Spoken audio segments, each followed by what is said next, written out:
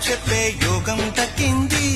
ఆ పాల పుంతని వల వేసి వరించే ఈ పూల పుంతలో పులకింతలు పుట్టించే నీ రసికతకే వేస్తా నా ఓటు, నా అలసటతో వేస్తా ఓటు. చిన్నగా చిన్నగా చిన్నగా మది కన్నులు విప్పిన కన్నెగా నీ మగసిరికే వేస్తా నా ఓటు, నా సొగసిరితో వేస్తా ఓటు. మెల్లగా మెల్లగా మెల్లగా మరుమల్లెల మబ్బుల జల్లుగా ముని మాపులలో వేసై నీ ఓటు.